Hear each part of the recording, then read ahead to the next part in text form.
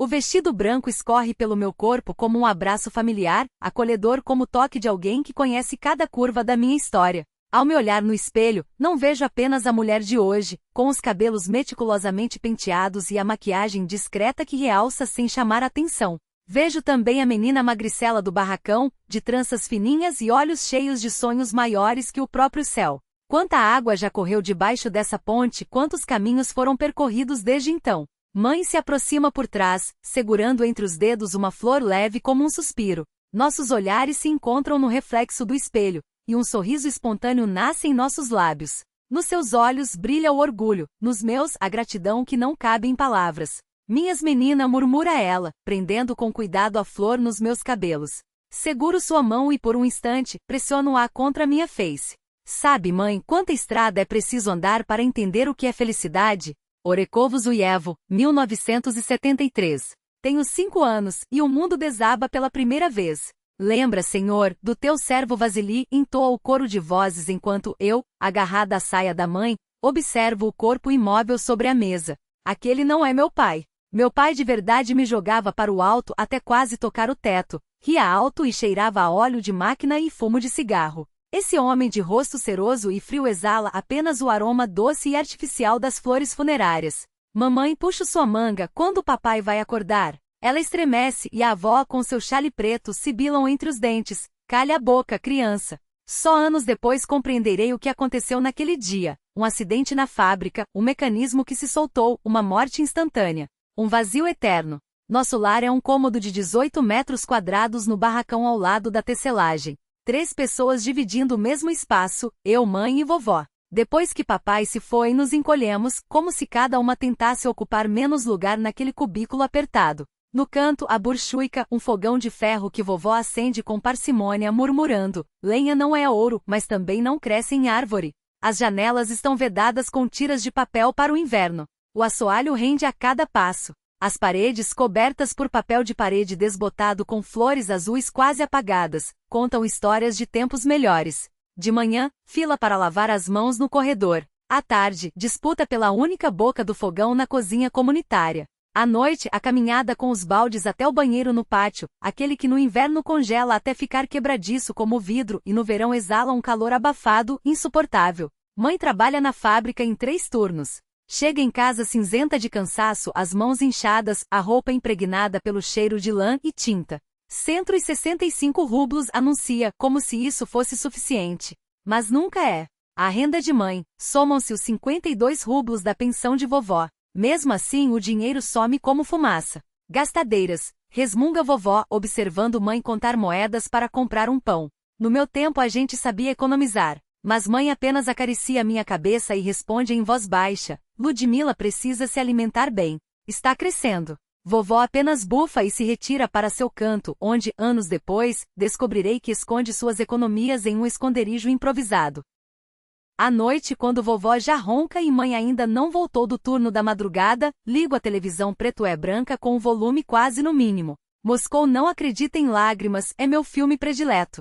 Caterina, como eu, vem de uma fábrica, mas consegue estudar, se tornar diretora, usar vestidos elegantes e pentear os cabelos com sofisticação. E então vem um romance no trabalho. Fico paralisada toda vez que Ludmila Prokofievna se transforma. Um dia serei como ela, prometo ao espelho, experimentando o lenço de mãe nos cabelos, tentando domar as madeixas rebeldes. Sonho com um apartamento onde haja banheiro de verdade, não uma bacia que precisa ser enchida com água quente de chaleira. Com um vestido que não seja remendado de outro mais velho, com sapatos que não apertem os pés. Será que a vida inteira vai ser assim? Pergunto ao meu reflexo.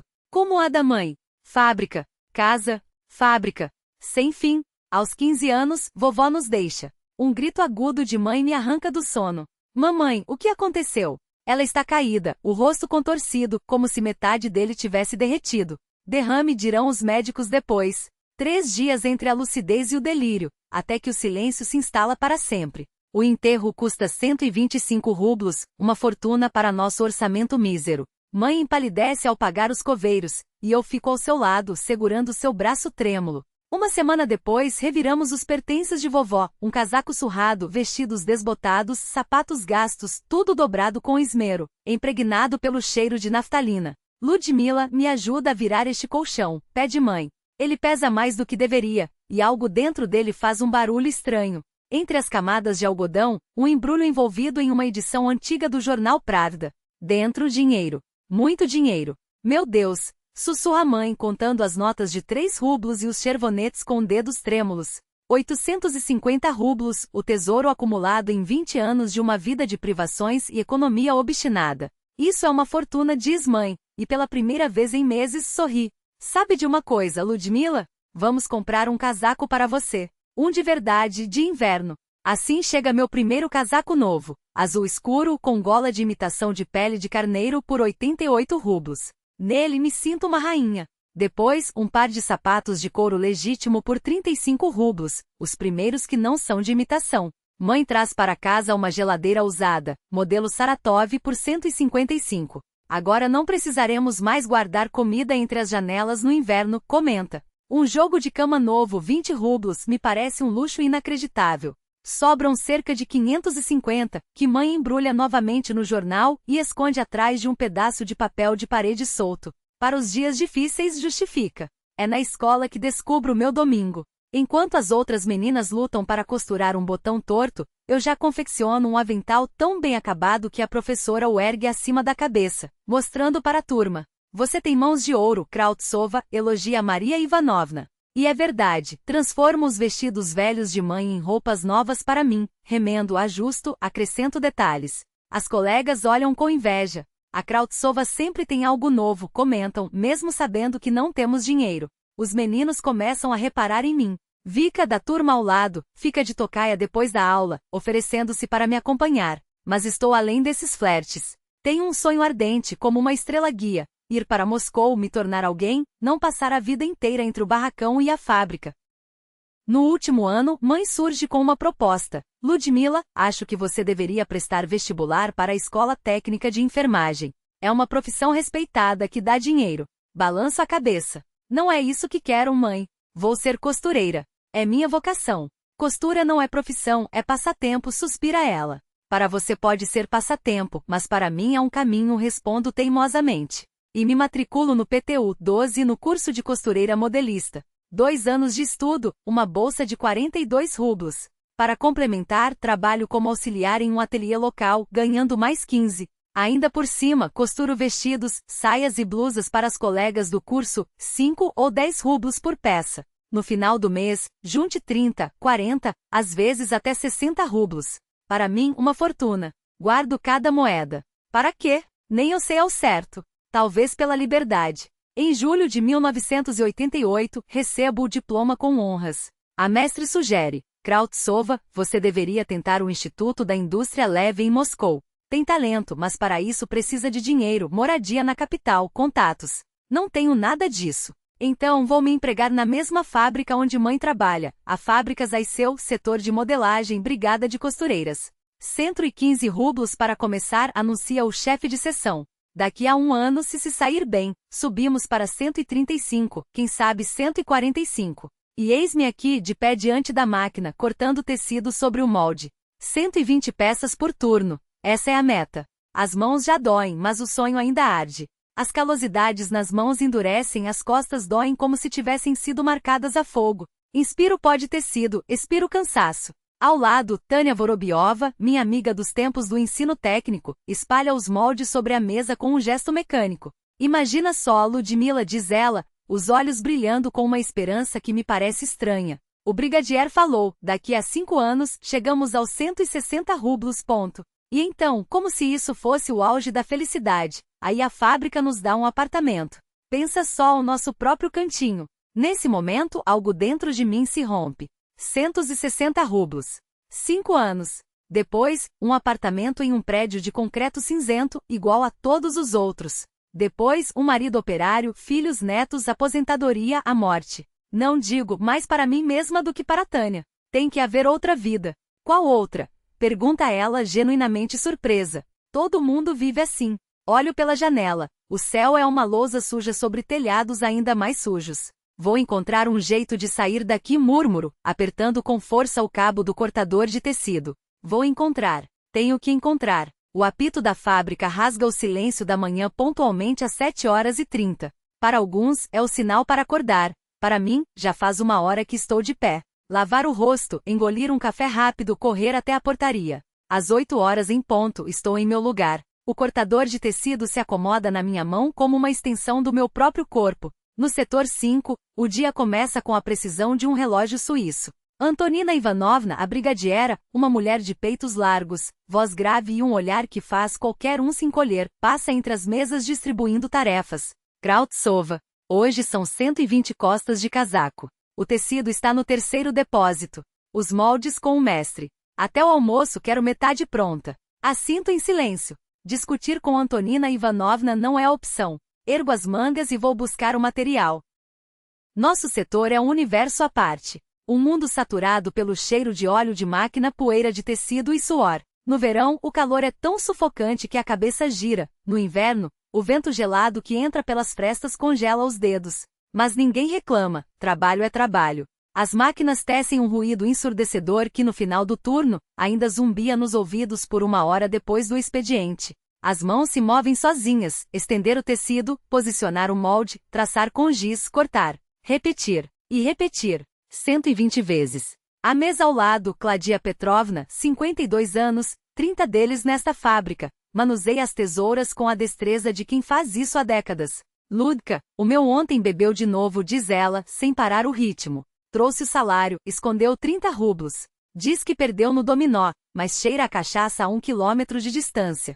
Faço uma careta solidária, mas meus pensamentos estão longe. Claudia Petrovna não percebe meu olhar ausente e continua falando do marido alcoólatra, do filho no exército, da dor nas costas. Mais adiante, a conversa é sobre conservas para o inverno. Ana, do setor vizinho, ensina a receita de pepinos com alho. Valentina insiste que sem raiz forte não há salga que preste. Em outra mesa, discutem o último episódio de Escrava Isaura, que passa no 2º canal. Tenho 20 anos e me sinto uma alienígena no meio delas. Sobre o que eu poderia falar? Sobre filhos que não tenho? Sobre o marido que nem em pesadelos aparece? Sobre uma horta que só existe na casa da avó da minha amiga Tonka? O trabalho monótono deixa muita margem para pensamentos. Pensamentos perigosos. Sobre como a vida passa ao largo, sobre como, além desses muros de concreto, há pessoas vivendo de maneira diferente, com intensidade, com cor, com significado. E eu estou aqui entre poeira e barulho, repetindo dias que não deixam marca como água numa pedra quente. Na primavera de 1988, cortei o dedo até o osso. O cortador escorregou em umas bermudas infantis ridículas que estávamos preparando para a coleção de verão. Sangue na tela azul clara, o grito da brigadiera, a correria ao redor. Levem-na ao posto médico. Rápido! Estragou o tecido. Desastrada. O posto médico da fábrica é uma salinha minúscula no 1º andar do prédio administrativo. Limpa, clara, com cheiro de iodo e álcool. Um oásis de esterilidade em meio ao caos sujo da produção. E atrás da mesa, um médico jovem que eu nunca tinha visto antes. Petróleo Andreievich, apresenta-se ele pegando minha mão com cuidado. Trabalho aqui há tempo, mas é a primeira vez que a vejo. Lyudmila, respondo baixinho. Sou do 5º setor. Cortadora. Seus dedos são quentes e surpreendentemente delicados para um homem. Limpa o ferimento sem me causar dor, faz a atadura. Corte profundo. Volte amanhã para trocar o curativo, e depois de amanhã também. Desde então, Petróleo Andreievich passou a aparecer no nosso setor, ora para inspecionar as condições sanitárias, ora para dar uma palestra sobre prevenção de gripes. Mas, na verdade, era só para trocar algumas palavras comigo. Trazia Belotcheca, aqueles chocolates em forma de esquilo, no bolso do jaleco. Meus favoritos. Um mês depois, me convidou para o cinema. Assa está passando no Sputnik. Dizem que é um bom filme, disse ele ruborizado. Recusei. E também ao convite seguinte para um passeio no parque. Petróleo Andreievich era bom, gentil, decente, até bonito. Qualquer garota da fábrica pularia de alegria. Menos eu. Certa vez, ele me interceptou depois do turno, perto da portaria. Nos olhos, uma tristeza resignada. Nas mãos, margaridas, provavelmente colhidas no terreno baldio atrás do hospital. Mila, por que não? Eu sou um bom partido. Todo mundo diz. Suspirei. Decidi ser sincera. Para não prolongar o sofrimento dele. Petia, vamos imaginar. A gente começa a namorar. Daqui a 6 meses casamos como manda o script. Onde vamos morar? No alojamento dos médicos. 12 metros quadrados para dois. Ele assentiu. No começo seria assim. Depois a gente entra na fila por um apartamento. Tudo bem. E de que vamos viver? Seu salário é 145 rublos, o meu, 120. 265 para dois. Depois vem as crianças, como acontece com todo mundo. Asterisco. Ele deu de ombros. Exatamente como todo mundo. Em 5 anos, um cômodo e cozinha num prédio na periferia. Móveis à prestação. Vestidos copiados da revista Burda. Eu mesma costurando. E assim até a aposentadoria. Uma vida de míseros trocados, de um salário ao outro. Olhei fundo em seus olhos. Não quero viver como minha mãe. Entende? Petróleo Andreevich franziu a testa. Nos olhos, mágoa. Todo mundo vive assim. Pois é, confirmei. E eu não quero. Ele se afastou, curvado, levando consigo as margaridas que nunca floresceram. Senti a pena dele. Mas teria pena maior de nós dois se tivéssemos nos afundado naquela existência cinzenta. Às vezes a honestidade é a única forma de ser gentil. Paris. Ele sorriu, como se fosse a coisa mais natural do mundo. Você só precisa arrumar esse cabelo bonito. E eu me rendi. Afinal, o que eu tinha a perder? Pensei enquanto me vestia na noite de sábado. O vestido azul era uma reformulação de um velho da minha mãe, com rendas retiradas do baú da vovó e um cinto de plástico laqueado onde colei strass de uma bijuteria antiga. De longe, até que ficava apresentável. O prédio na Kutuzovsk era exatamente como eu imaginava, uma construção estalina imponente com estuques na fachada e portas maciças. Um porteiro em uniforme nos conduziu até o elevador, e subimos ao 7º andar. O apartamento me deixou sem fôlego. 4 cômodos amplos onde cabiam tranquilamente 25 pessoas. Tetos altos, lustres de cristal que refratavam a luz em 1000 direções, móveis importados, quadros em molduras pesadas. Uau! Suspirou Tonka. A multidão era heterogênea, jovens internos com ombros acolchoados, garotas em vestidos chamativos e cabelos armados, pessoas mais velhas com ares de importância, provavelmente pais do aniversariante. Sobre a mesa, garrafas de vinho francês, daquelas que eu só vira em revistas.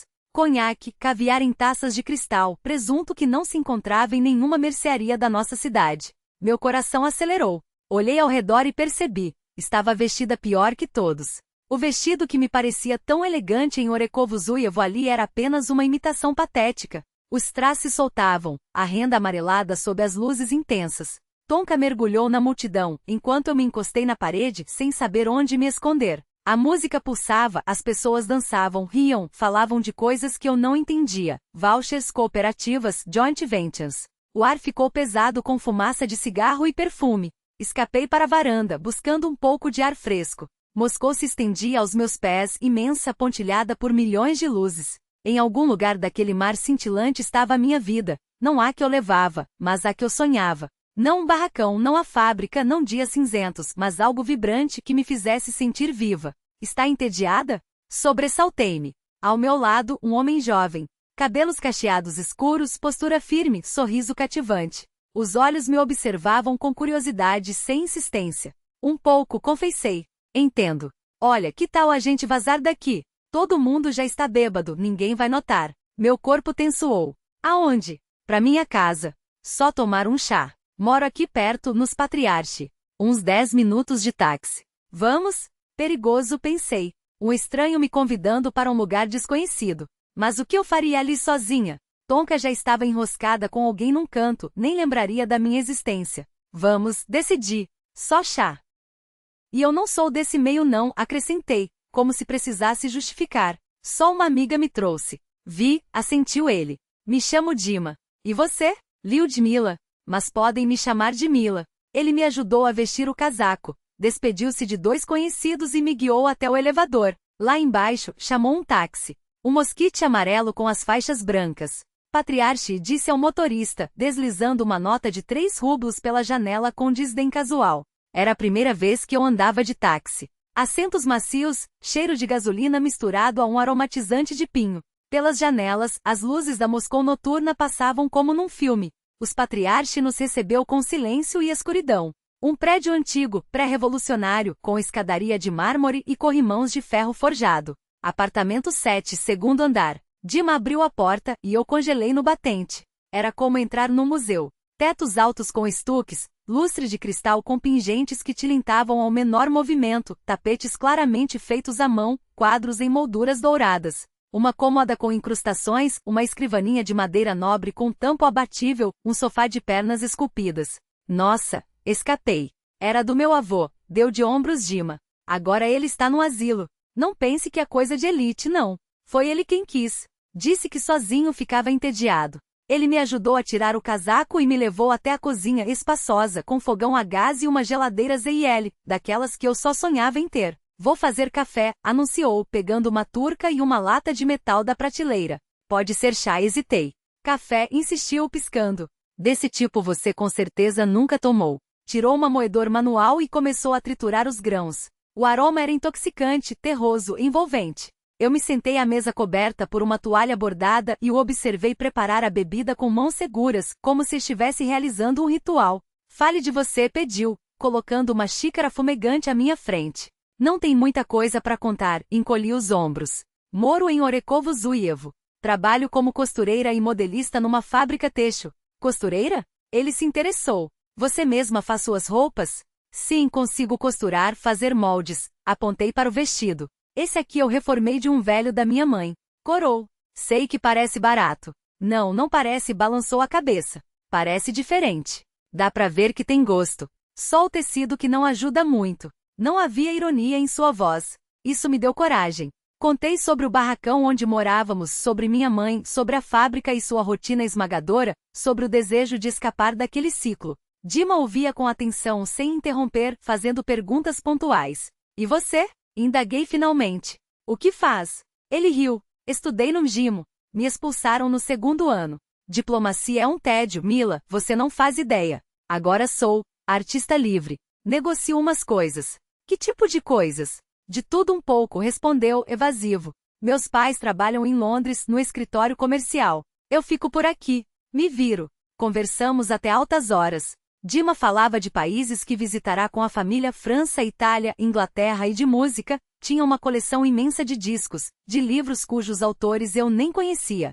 Em algum momento senti os olhos pesarem, esgotada pela noite e pela torrente de emoções. A última coisa que lembro foi deitar no sofá só por um instante. Acordei com a luz do sol filtrando-se pelas cortinas pesadas. Um cobertor macio e quente me envolvia. Da cozinha, vinha o cheiro de ovos mexidos e café. Bom dia, Sônia, sorriu Dima, espiando pela porta. O café da manhã está pronto. Comemos falando com naturalidade, como velhos amigos. Sobre o tempo, filmes, coisas triviais. A sensação de realidade não me abandonava. Quando a gente se vê de novo? Perguntou Dima ao me acompanhar até o metrô.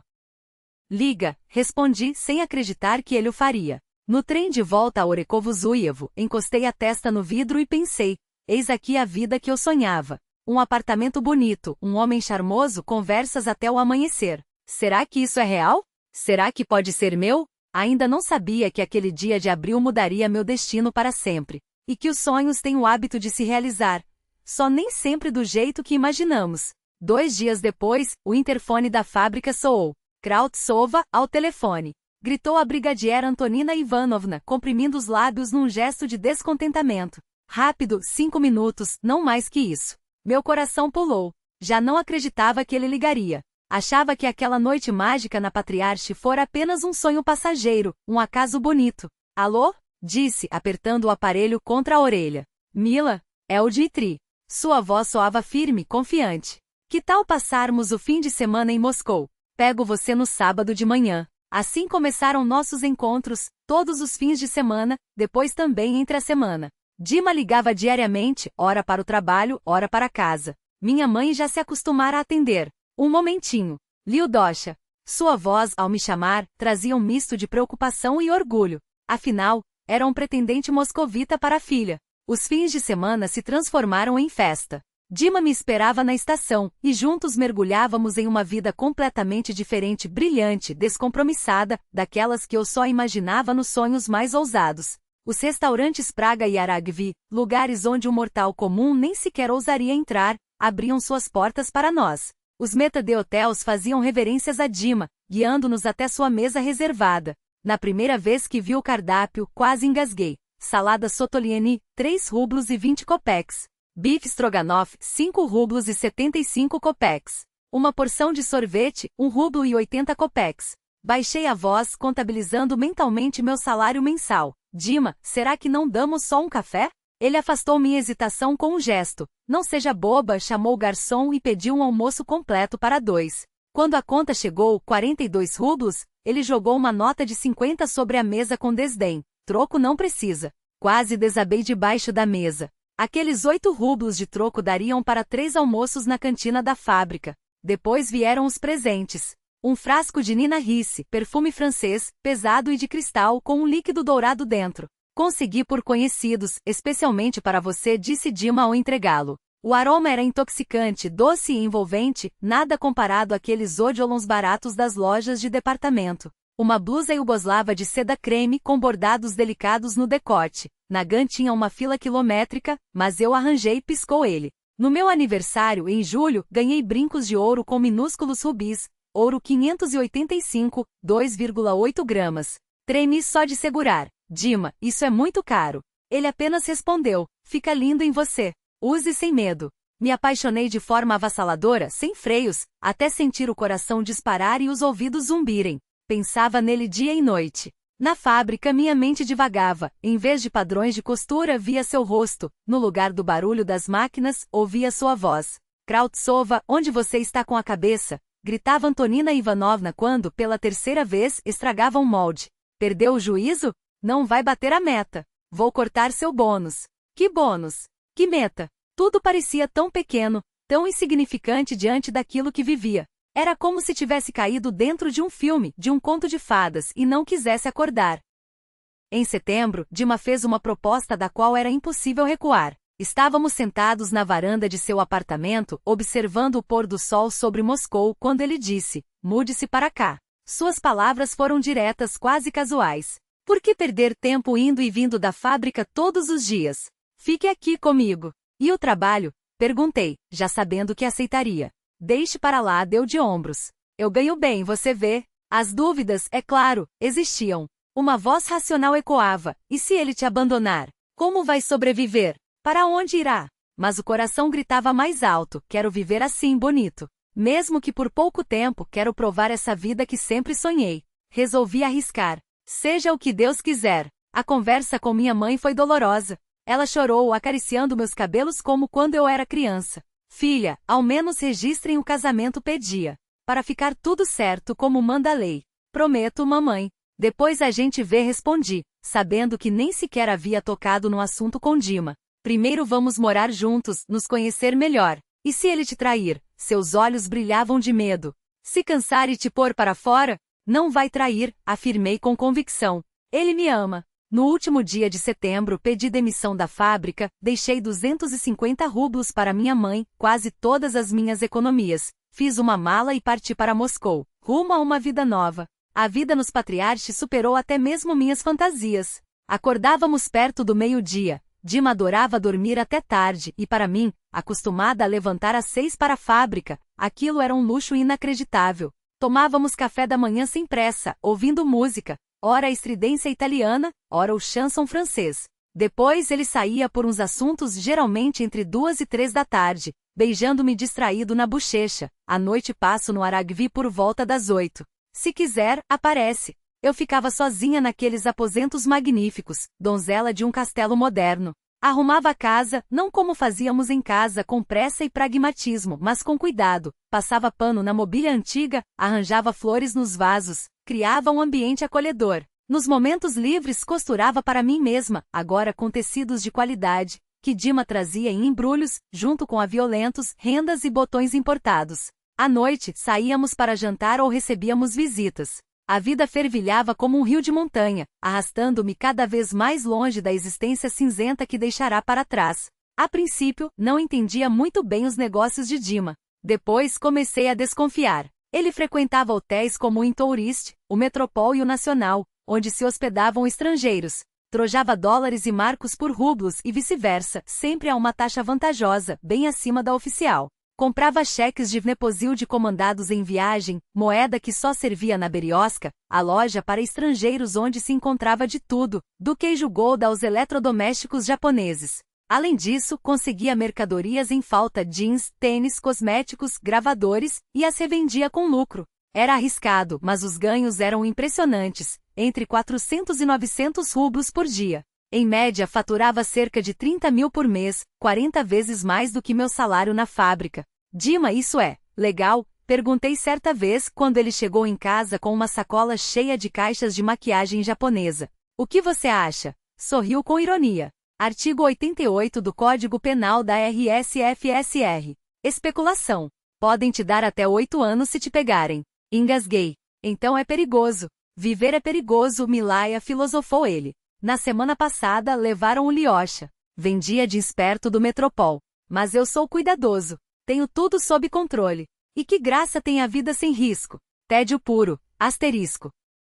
Assim conheci o outro lado daquela existência reluzente, a tensão constante, o perigo, a adrenalina. Dima não vivia pelo dinheiro, mas pela emoção, pelo jogo, pela linha tênue entre o sucesso e a ruína. Pouco a pouco fui me integrando ao seu círculo. Lá estava Jevor Karotunian, filho do diretor de um frigorífico, armênio astuto de olhos espertos. Minha amiga Tamara, que agora vivia com um cantor uzbek e ostentava um casaco de couro. Mais 5 ou 6 casais da mesma Golden Youth, filhos de diplomatas, burocratas, artistas, gente para quem a palavra não simplesmente não existia. Os presentes de Dima choviam. No meu aniversário de 1990, ganhei um casaco de andatra por 950 rublos e uma pulseira de ouro de 4 gramas. No Réveillon de 1991, uma touca de arminho e botas italianas de salto. Entre uma data comemorativa e outra, sempre havia algo: perfumes, roupas, joias. Viajar, aos padrões soviéticos, era um luxo inacreditável. No verão de 1990, passamos uma semana em Gagri, hospedados no hotel do Entourist, 600 rublos pela viagem. No inverno de 1991, um passeio romântico a Suzdal, troika com sinos, ar gelado e glinten quente em canecas de madeira. Na primavera, Leningrado com suas noites brancas, o Hermitage e um cruzeiro pelos canais. Eu me apaixonava cada vez mais, jurando a mim mesma que o amaria para sempre. Dima também me amava, à sua maneira. Mas eu sentia, para ele, o mais importante não era eu, e sim a emoção, o negócio, a vida no fio da navalha. Às vezes insinuava um casamento, sem coragem de pedir diretamente. Ele ria. Pra que esse carimbo no passaporte? Está tudo bem como está. Tudo mudou no outono de 1991. Com o colapso da União Soviética, o putsch, o caos econômico, as velhas esquemas deixaram de funcionar. A concorrência ficou feroz, os riscos maiores. Dima ficou nervoso. Às vezes chegava bêbado, algo que nunca tinha acontecido antes. Certos dias perdia somas absurdas no jogo, 2.500 rublos em uma única partida de cartas, uma fortuna, mesmo para os padrões dele. O amigo Vitya foi preso e condenado a 6 anos de colônia penal por esquemas de câmbio ilegal. Georg, sem aviso, voltou para Erevan para se afastar dos problemas, como disse na despedida, entre taças de vodka e risos forçados. Foi quando o medo começou a me dominar. Não aquele medo passageiro vago, mas um terror concreto que gelava as entranhas. Dima, pare com isso, implorava eu, segurando suas mãos trêmulas. Vamos embora.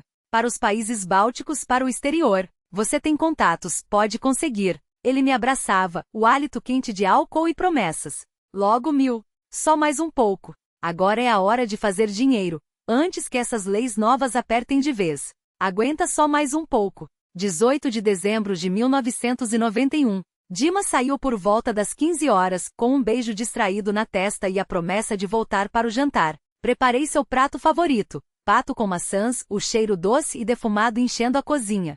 Às 20 horas, a carne já fria, as velas consumidas até a cera. Às 22 horas, comecei a ligar para os restaurantes que ele frequentava. À meia-noite, eram os hospitais. Às 2 horas da manhã, o interfone soou. 2 homens de terno surrado e um policial fardado estavam à porta. Um deles exibiu uma identificação com gesto mecânico. Sokolov Dmitry Olegovich. Detido pelo artigo 88 do Código Penal da RSFSR. Especulação cambial em larga escala. Eu gaguejei. E eu? O segundo homem franziu a testa. Quem é você? Esposa? Irmã? Noiva? Menti sem pensar. Amiga. Eles trocaram olhares. O policial folheou um caderno. Documentos da casa. Registro de residência. Balancei a cabeça. Novamente aquele olhar de cumplicidade entre eles. Bom, então teremos que revistar. E reviraram tudo, metodicamente sem pressa, como cirurgiões dissecando um cadáver. Encontraram o esconderijo de Dima, 3.500 rublos sob o assoalho do quarto. Confiscaram meu passaporte, seus documentos, a agenda de couro preto. Quando terminaram, o policial ajustou o cinturão e disse secamente: "A senhora não pode ficar aqui. Esta não é sua casa. Não tem nenhum vínculo legal com o imóvel. Tem 24 horas para pegar suas coisas e sair." Só consegui balbuciar. E o Dima? Ele encolheu os ombros. "Sous processo. Caso grave. Duvido que saia tão cedo." A porta se fechou. Fiquei sozinha no meio da sala, rodeada por gavetas esvaziadas, livros atirados no chão, roupas rasgadas das prateleiras. O ar cheirava a pó e a mentira. A fábula tinha acabado. As primeiras horas foram um nevoeiro. Andava pela casa vazia como um fantasma, tocando objetos sem saber o que levar. Um cachecol de lã, um livro de Tsvetaeva com anotações à margem, a xícara de porcelana que ele usava pelas manhãs. Meus dedos tremiam. Uma única frase martelava na cabeça: "Isso não pode estar acontecendo.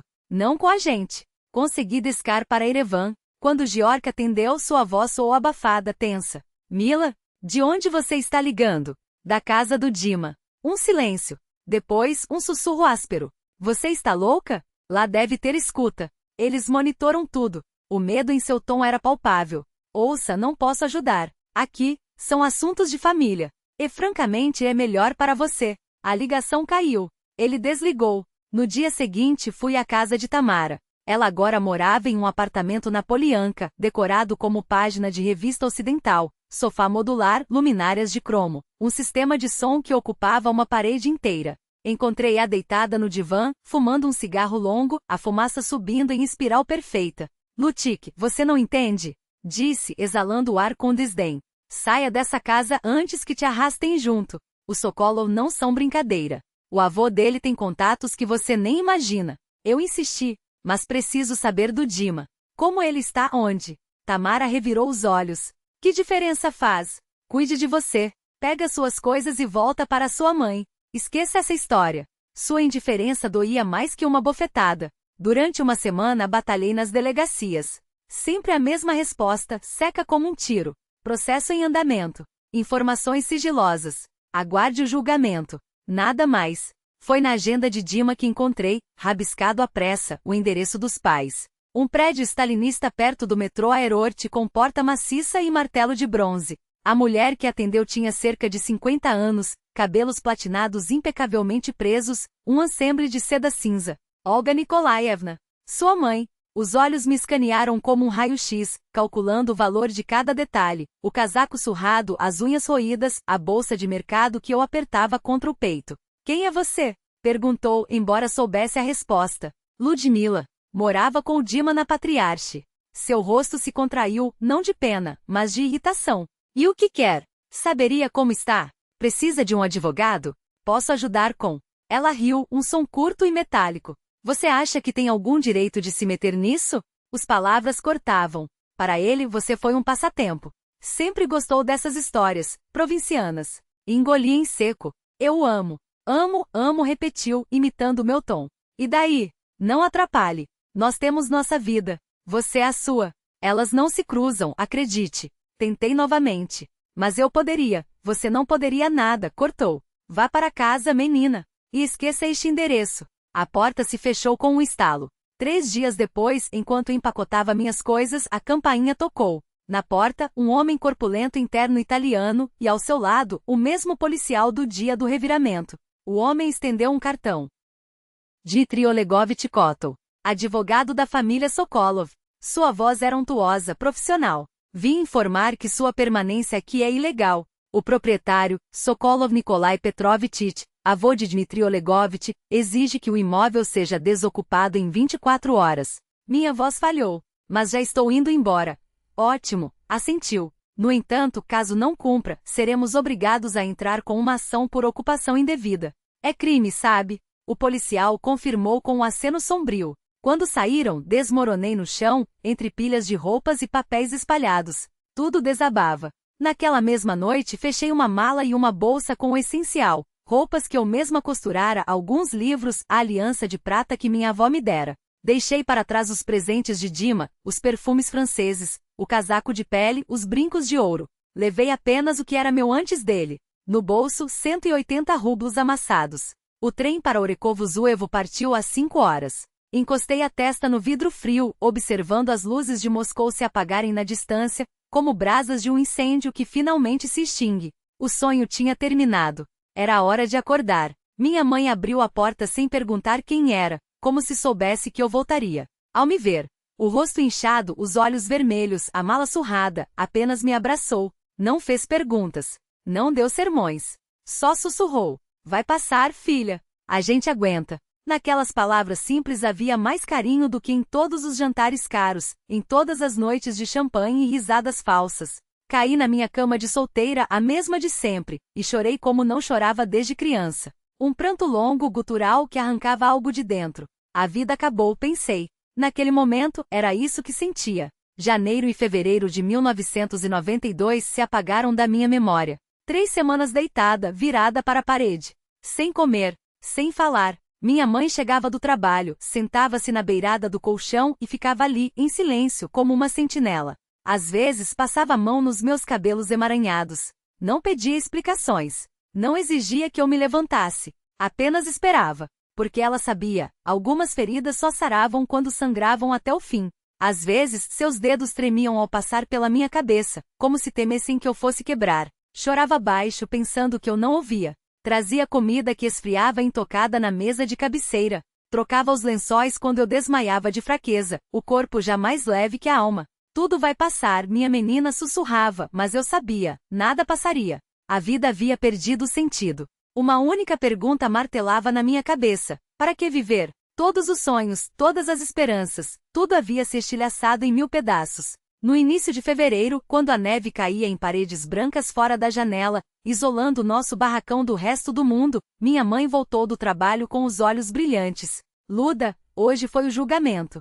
Do Dmitri. Pela primeira vez em semanas, virei-me para encará-la. Nina, do primeiro galpão, tinha contado, a irmã dela trabalhava como secretária no tribunal. Deram 4 anos a ele. Colônia geral na região de Vladimir. 4 anos.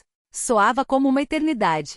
E ainda dizem, continuou minha mãe, sentando-se na beirada da cama, que a mãe dele está mexendo os pauzinhos por meio dos contatos do avô. Pode ser que o soltem em 1 ano, ano e meio. Assenti e voltei-me para a parede. Que diferença fazia? Dima já havia me apagado da sua vida. Em março chegou uma carta pelo advogado, não pelos correios. Um bilhete curto, escrito com aquele traço apressado que eu conhecia tão bem. Mila, perdoe, foi assim que deu. Não espere por mim. Viva sua vida. Você é jovem, bonita, tudo vai dar certo. Não me culpe, esqueça.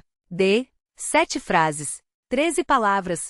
Nenhum eu te amo, nenhum voltarei. Era a despedida de quem havia virado a página. O desespero me invadiu com força renovada. Como esquecer? Eu ainda o amava apesar de tudo. A dor seguiu-se à mágoa, ardente e amarga. Ele me descartara como um objeto sem valor. Usará e jogará fora. Depois veio a raiva. Significa que nunca amou. Fora apenas um brinquedo, um passatempo, uma história provinciana, como dissera a mãe dele. E por fim, a dor nua da consciência. 2 anos da minha vida jogados no lixo. 2 anos que não voltariam. Numa manhã de abril, pela primeira vez em meses, aproximei-me do espelho. O reflexo me assustou. Rosto encovado, olhos fundos, cabelo sem vida, pele pálida como cera. Aquilo não era eu. Não era a Ludmila Krautsova que sonhara conquistar o mundo. Não, disse a minha imagem. Não vou me deixar destruir. Não permitirei. Algo estalou dentro de mim, como um interruptor sendo ligado.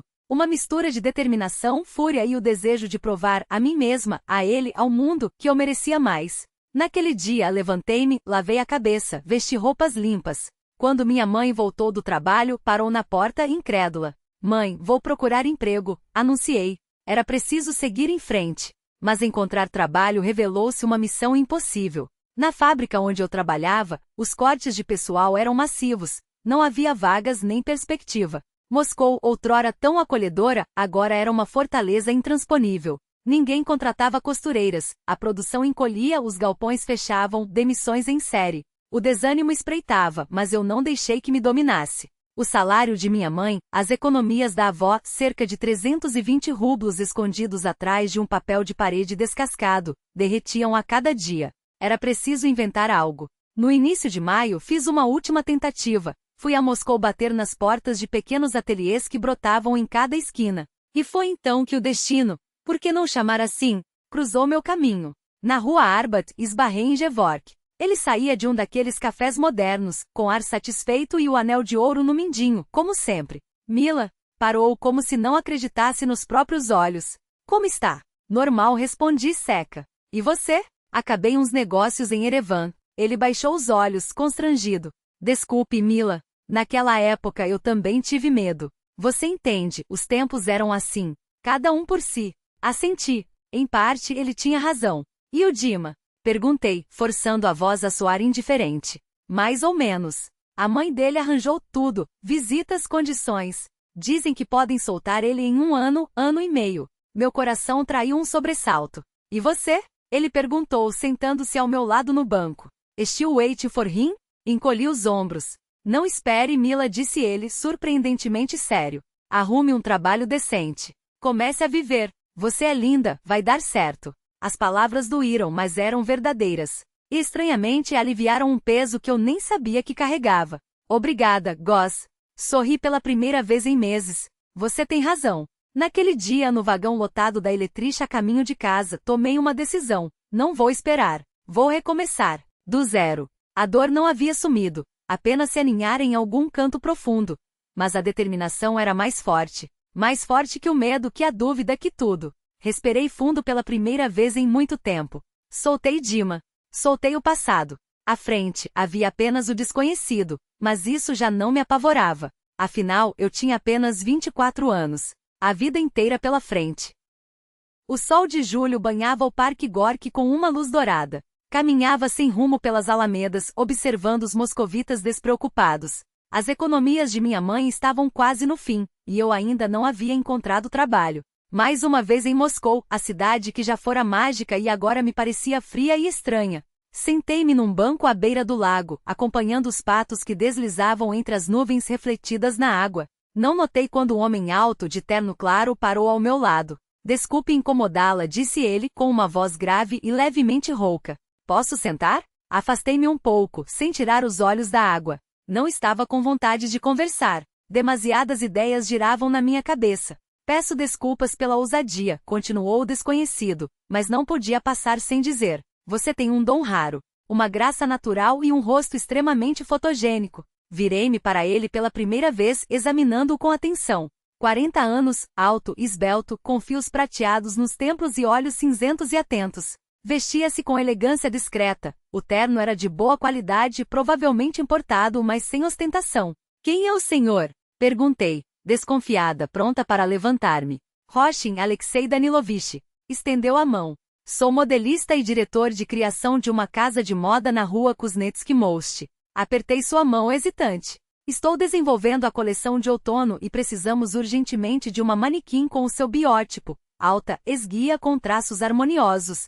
E algo a mais. Inclinou levemente a cabeça, estudando-me. Não gostaria de experimentar? Isso é alguma armadilha? Perguntei direto. Ouvirá histórias demais sobre propostas duvidosas a moças sozinhas. Alexei Danilovich riu de repente. Não, é uma oferta de trabalho. Oficial com carteira assinada e salário. Quantos anos você tem?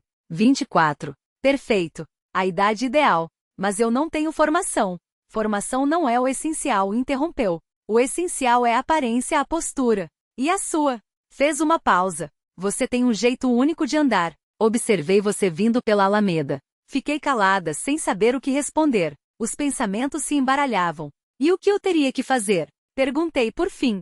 Desfiles de coleção, provas para clientes, eventualmente ensaios fotográficos para catálogos, explicou. O salário varia entre 220 e 280 rublos, dependendo da demanda. 220 rublos. Quase o dobro do que eu ganhava na fábrica. Você já trabalhou como modelo? Não. Eu era costureira. Seus olhos brilharam, interessados. Costureira? Excelente. Então entende de tecidos, de caimento. Isso é um bônus. Ele retirou do bolso interno do paletó um cartão de visitas e estendeu-o para mim. Pense no assunto, disse, mas não demore muito. Vagas como esta são raras. Contratamos uma vez a cada alguns anos. Segurei o retângulo espesso de cartolina entre os dedos. Alexei Danilovich Roshin, modelista construtor, Casa de Modelos, Ponte Kuznets. 7 letras douradas sobre fundo branco. Um telefone. Preciso pensar, respondi. Claro, concordou ele com um aceno. Ligue se decidir, ou venha diretamente ao endereço e pergunte por mim. Em casa, mostrei o cartão à minha mãe. Manequim franziu o senho. Não é perigoso, Lyudotcha? Você sabe quantas histórias circulam por aí? Mamãe, é um trabalho normal. Uma instituição estatal. Com carteira assinada e tudo. Ela suspirou. Bom, só tenha cuidado. Não repita os mesmos erros. Por 2 dias hesitei. No terceiro decidi, vou tentar. Não tenho nada a perder. A casa de modelos ficava na Ponte Kuznets, em um casarão antigo com colunas. Parei diante das portas maciças, sem coragem de entrar. O coração batia descompassado. O que estou fazendo? E se for um erro? Lyudmila ouviu uma voz familiar. Veio. Era Alexei Danilovich, descendo a escadaria com um sorriso que parecia genuíno. Ótimo. Entre, vou mostrar tudo. Ele me guiou pelos salões amplos claros, de teto alto, as oficinas onde costureiras e alfaiates trabalhavam, o salão de desfiles com um pequeno palco, os provadores com espelhos do chão ao teto. Agora vou apresentá-la à equipe, disse, conduzindo-me à sala de descanso. 5 moças, todas altas, esguias impecáveis, levantaram os olhos dos jornais e xícaras de chá. Meninas, está a Lyudmila, nossa nova manequim, anunciou Alexei. Tratem-na bem. Os olhares me avaliaram de cima a baixo. Senti-me desconfortável no meu vestido simples, que um dia me pareceu o auge da elegância. De onde você é? Perguntou uma loira alta, de olhos azuis frios. De que agência? De nenhuma, respondi, tentando manter a voz firme. Sou costureira. Costureira? Repetiu ela, arqueando uma sobrancelha fina. E o que uma costureira sabe fazer? Meninas, sejam gentis com a novata, interveio Alexei Danilovich. Lyudmila é muito talentosa e tem ótimas proporções. Acho que vai realçar nossa coleção de outono. Quando ele saiu, deixando-me sozinha com elas, um silêncio constrangedor se instalou. Bom, tire a roupa, ordenou a loira. Vamos ver essas proporções. Com o coração pesado, comecei a desabotoar o vestido. Não até a lingerie boba, riu ela. Não estamos no banho turco. Só levante até a cintura para vermos os ombros e a postura. Obedeci. As moças me examinaram com olhares críticos, trocando cumplicidades. Bom, serve, concluiu a loira por fim. Eu sou Verônica. Aquela é Natália, Olga, Svetlana e Ina. Muito prazer, respondi, vestindo-me às pressas. Posso chamá-la de Mila? Perguntou Verônica. Qual é o seu manequim, Mila? 44. Perfeito. Faltava justamente esse número. Meia hora depois, Alexei Danilovich me chamou para a primeira prova. No vasto salão de espelhos, penduravam-se vestidos de noite de sua nova coleção. Este será o seu, disse ele, apontando para um modelo azul escuro de seda pesada. Experimente, por favor. As mãos tremiam enquanto eu vestia aquela obra-prima. O tecido escorria pelo corpo como água, acentuando as formas sem perder a elegância. Excelente, aprovou Alexei circundando-me. Agora preciso ensinar você a se portar. Com paciência, mostrou como manter as costas retas, posicionar os pés para uma passagem fluida, girar para que o vestido se abrisse com graça. Você tem uma graça natural, observou, enquanto eu repetia seus gestos. Relaxe e mova-se como se ninguém estivesse olhando. A primeira semana voou em ensaios intermináveis. Aprendi a desfilar, posar para fotógrafos, manter a postura por horas. Os músculos doíam, as pernas ardiam, mas eu não desistia. As manequins, aos poucos, deixaram a frieza de lado. Viam que eu não me achava melhor que elas, trabalhava duro e não disputava os melhores trajes. Começaram a me incluir nas pausas para o chá, compartilhando dicas. Você não é ruim, admitiu Verônica certa vez, entregando-me uma xícara. Pensei que fosse se achar. O Roshin não costuma pegar gente da rua. Por que eu me acharia? Perguntei sincera. Bom, ele tem olho clínico. Raramente erra. Em meados de agosto recebi meu primeiro salário, 245 rublos por um mês incompleto. Dinheiro honesto ganho com trabalho decente. Segurei as notas e mal consegui conter as lágrimas. 150 rublos entreguei à minha mãe para as despesas, a comida, o aluguel. Parabéns, filha, disse ela baixinho, os olhos úmidos. Sempre acreditei em você. A casa de modelos tornou-se meu segundo lar. Renasci a cada dia, a cada ensaio, a cada novo vestido. Pela primeira vez em meses, sorria de verdade. Minha mãe notou a mudança. Como é bom ver você assim, filha. Os olhos brilhando. Alexei Danilovich muitas vezes me levava para casa depois do trabalho. Parávamos em cafés, conversávamos. Ele contava sobre si mesmo, e descobrimos que tínhamos muito em comum. Cheguei a Moscou vindo da aldeia de Krasny Bor, na região de Voloda, confessou. Em 1973, com 20 anos. Imagine, um rapaz do campo perdido na capital. Sorri, ouvindo suas histórias. Trabalhei como carregador em um depósito de verduras até que, por acaso, ajudei uma senhora de um ateliê a carregar uma mala pesada. Ela me contratou como assistente e então, hesitou por um segundo. Conheci Daria Lona. Era cliente do ateliê, uma mulher rica, viúva de um acadêmico. Viu meus esboços, eu desenhava por hobby e decidiu me ajudar. Pagou meus estudos, apresentou-me as pessoas certas. Vocês foram próximos? Perguntei com cuidado. Ele sorriu. Ela era 30 anos mais velha que eu, mais como uma mãe. Morreu em 1987 e deixou-me um apartamento. Ainda me sinto em dívida com ela. Dia após dia conhecia-o melhor e entendia. Ele também havia subido da base, como eu. Não me olhava de cima para baixo como Dima, não me via como uma provinciana indigna. Ao seu lado, sentia-me tranquila, segura. Mas o amava? Duvidava. Sentia gratidão, como ele um dia sentirá por Daria Lona. À noite ainda me pegava lembrando de Dima, os dias vibrantes nos patriarches, a paixão, a adrenalina, a loucura da primeira amor. Alexei era diferente, calmo, sensato, confiável. Ao seu lado, a cabeça não girava, o coração não disparava. E eu me perguntava, será que o amor verdadeiro não é um fogos de artifício? Talvez seja um calor tranquilo, que aquece sem queimar. No início de setembro veio o meu primeiro desfile, a coleção Valsa de Outono. Tremia nos bastidores. Na plateia, compradores, jornalistas, clientes, pessoas de cujo julgamento dependia o sucesso da coleção. Você vai conseguir, sussurrou Alexei, ajustando a gola do meu vestido. Confio em você. Respirei fundo e entrei no palco. Costas retas, queixo levemente elevado, o olhar fixo num ponto acima das cabeças do público. Como ensinar a música, as luzes, os flashes das câmeras, tudo se fundiu num caleidoscópio de sensações. O desfile foi brilhante. Alexei não escondeu a alegria. Você foi magnífica, disse ele, abraçando-me nos bastidores. Simplesmente magnífica. Os clientes pediram que fosse eu quem apresentasse as peças nas provas. As colegas me elogiaram com sinceridade. Até Verônica, nossa prima arrogante, admitiu. Não é ruim, Krotsova. Não nos envergonhou. Pela primeira vez em um longo e difícil ano, eu me sentia verdadeiramente feliz. A vida começava a se ajeitar. Tinha um trabalho que amava, pessoas boas ao redor, um objetivo pelo qual valia a pena lutar. E tinha Alexei, o homem que me tirara do abismo, que acreditara em mim quando eu mesma duvidava. Um homem bom, confiável, de verdade. Mas à noite, ao fechar os olhos, ainda via outros olhos, escuros, risonhos, desafiadores. A sombra não me soltava, por mais que eu tentasse esquecer. Outubro chegou radiante, como o último clarão de um verão que se despede. Folhas douradas nos parques, ar cristalino, um céu azul cortante. No ateliê, o trabalho fervilhava. Preparávamos um desfile crucial. Outono dourado para a elite moscovita. Ludmila, não tensiona os ombros, corrigia Alexei Danilovich, ajustando as pregas do meu vestido cor de cobre. Os movimentos devem ser fluidos, como folhas caindo no outono. Assenti, esforçando-me para gravar cada instrução. Nos últimos 2 meses eu me tornará uma das modelos principais da casa. Confiavam-me as peças mais impactantes. A responsabilidade oprimia, mas também me enchia de ânimo. Os ensaios duravam 10 horas por dia. Cada passo, cada giro, cada olhar era calculado ao milímetro. Aquela coleção era vital para Alexei. Poderia render grandes encomendas, contratos com lojas, publicações em revistas.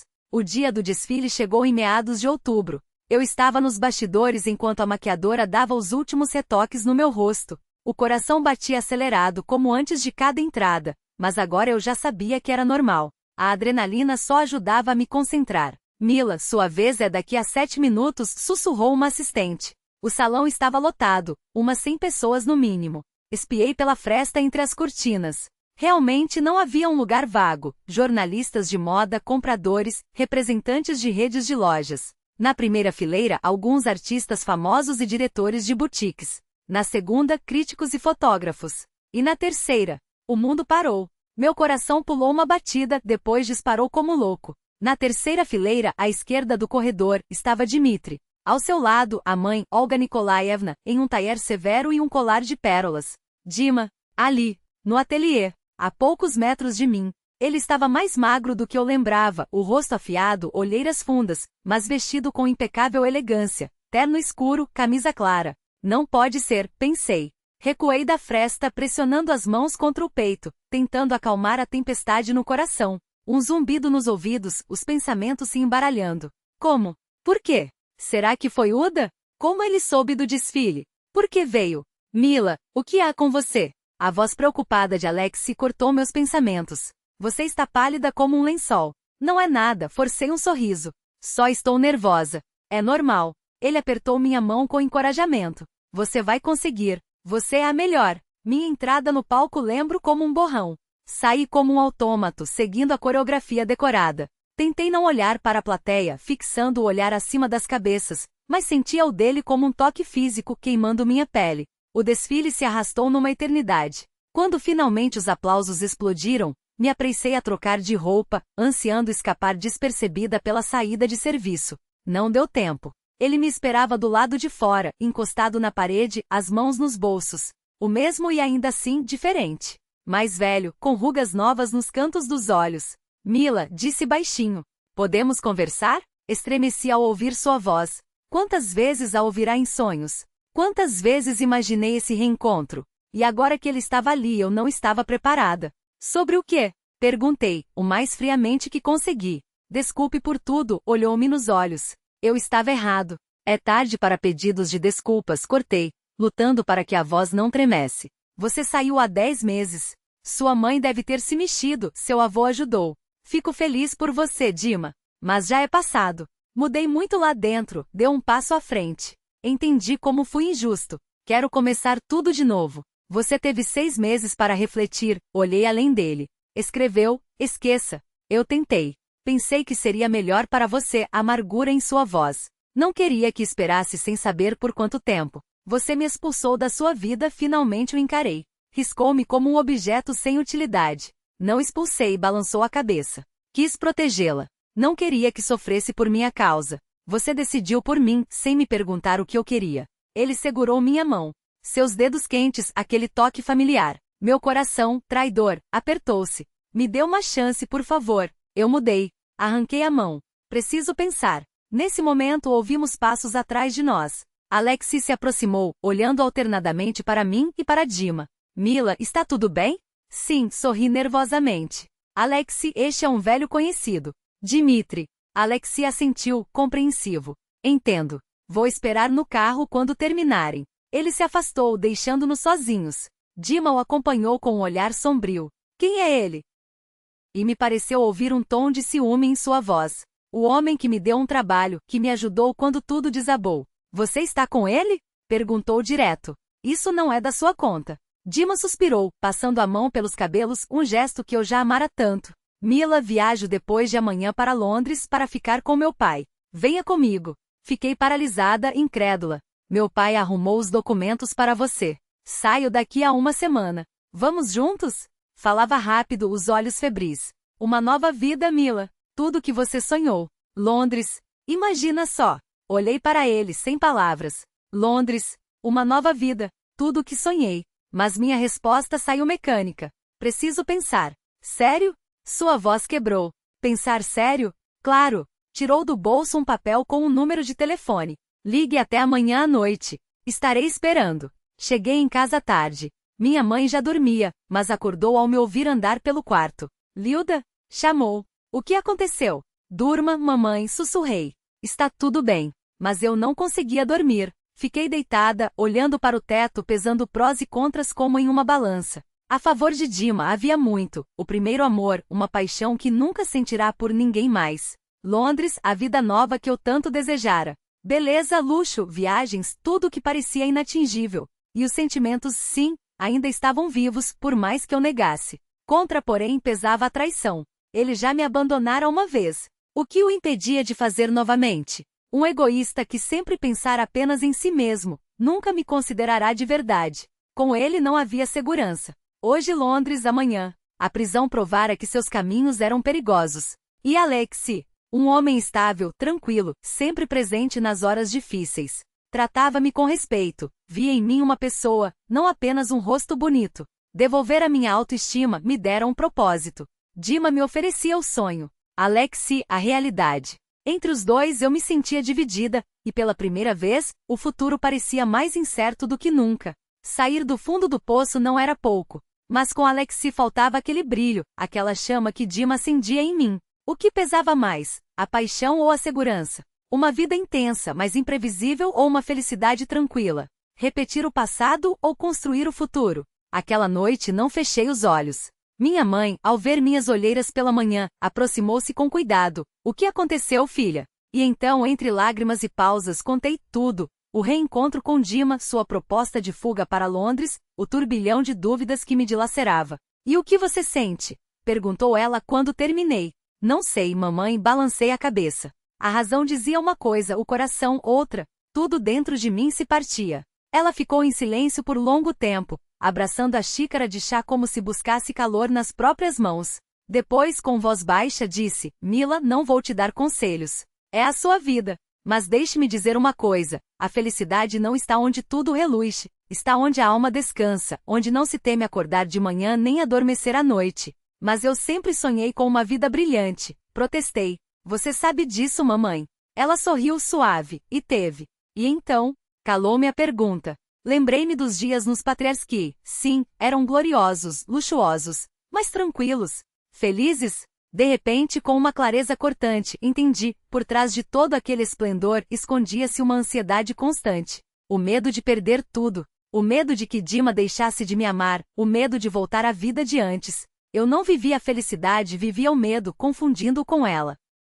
Na manhã seguinte, liguei para Dima. Marcamos de nos encontrar em um café na Tverskaya, território neutro. Ele já estava à mesa, junto à janela, girando um isqueiro entre os dedos, velho hábito quando estava nervoso. Levantei-se ao me ver. Pensei que não virias, disse. Pensei muito esta noite, respondi, sentando-me à sua frente. Seus olhos brilhavam com esperança. Sou grata a você, comecei, escolhendo as palavras. Mostrou-me outro mundo, ensinou a sonhar, fez-me sentir que nada era impossível. Mas ele tenso, pressentindo o rumo da conversa. Cresci, Dima. Mudei. Entendi que a felicidade não está na riqueza, nem em Londres, nem em casacos de pele e diamantes. Então onde está? Desafiou. Está em ter ao lado alguém que precise de você. De verdade. Olhei-o nos olhos. Não como um enfeite, não como uma boneca bonita, mas como uma pessoa. Com defeitos, medos, fraquezas. Eu preciso de você. Ele inclinou-se para a frente. Como? Perguntei baixinho. Como um brinquedo bonito que querem de volta. Você nem perguntou como sobrevivi esses meses, o que senti, como estava. Silenciou. Esse silêncio falou mais que qualquer palavra. Vê? Sorri com tristeza. Só você importa. Seus negócios, seus planos, suas necessidades. Eu sou apenas um acessório na sua vida. Um detalhe bonito. Não é justo, murmurou. Balancei a cabeça. Desculpe, Dima. Não vou. Vai se arrepender, sua voz carregava ressentimento. Talvez, concordei. Mas será minha escolha. Minha decisão. Não sua nem de ninguém. Levantou-se de repente, empurrando a xícara que tilintou. Adeus, Mila. Adeus, Dima, respondi baixo.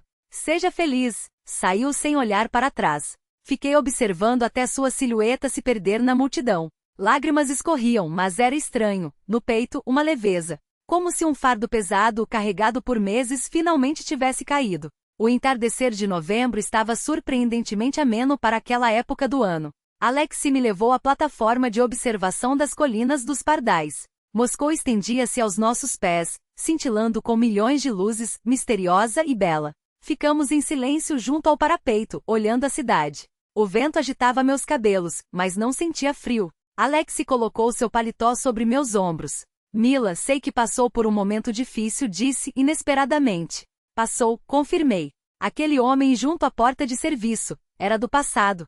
Sim, não via sentido em negar o óbvio, mas estava encerrado para sempre. Ele assentiu, sem tirar os olhos da paisagem. Não vou apressá-la, disse. Mas quero que saiba, minhas intenções são sérias. Contigo. Conosco. Alexi, Não, interrompeu-me suave. Não responda agora. Estou disposto a esperar o tempo que for preciso, mas espero que um dia você me dê uma resposta. Peguei sua mão quente, firme. Sabe, entendi uma coisa, falei baixo. O amor verdadeiro não é fogos de artifício. É quando se está tranquilo ao lado de alguém, quando se pode ser quem se é, sem medo de julgamentos ou zombarias. Estou pronta, Alexei disse, simplesmente.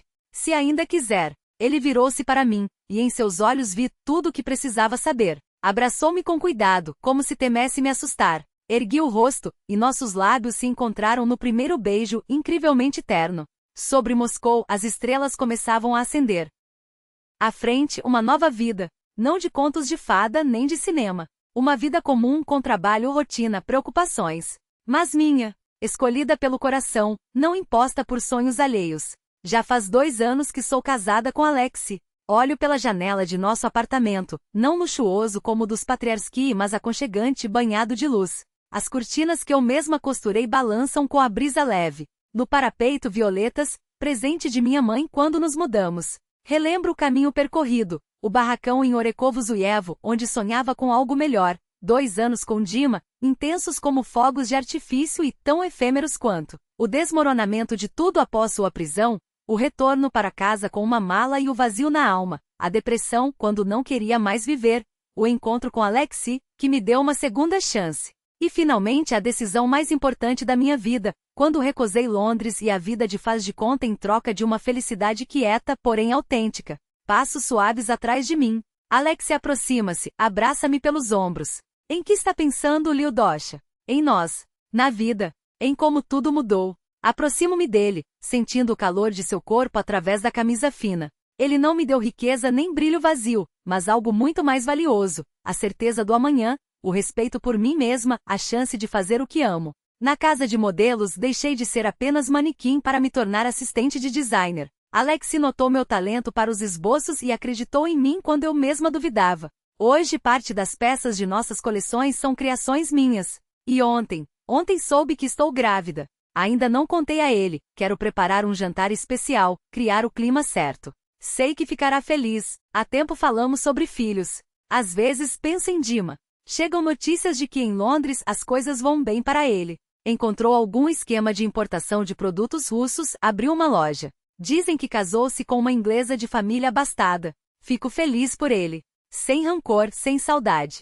Ele cumpriu seu papel em minha vida. Mostrou-me outro mundo, ensinou a sonhar. Mas também me ajudou a entender que nem tudo que reluz é ouro. Mamãe nos visita todo domingo. Finalmente deixou a fábrica, Alexei e eu insistimos.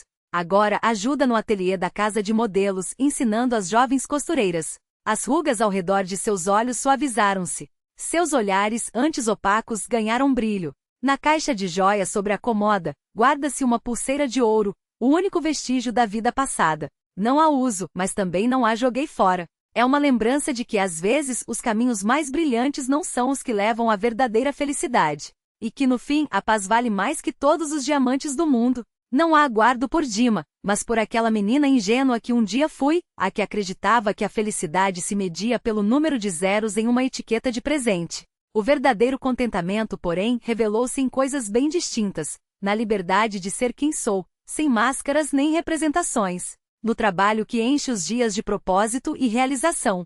Nos laços construídos sobre respeito mútuo, não sobre dependência ou medo. Nos planos que traçamos juntos, olhando para frente com esperança, não com ansiedade. Na tranquilidade de um sono profundo, sem o susto de batidas na porta às 3 da manhã.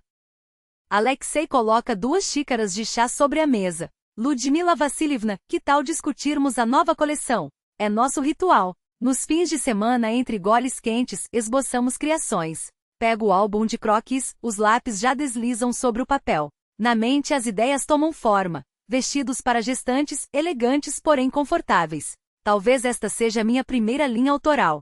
Com certeza, Alexei Danilovich, respondo, sentando-me ao seu lado.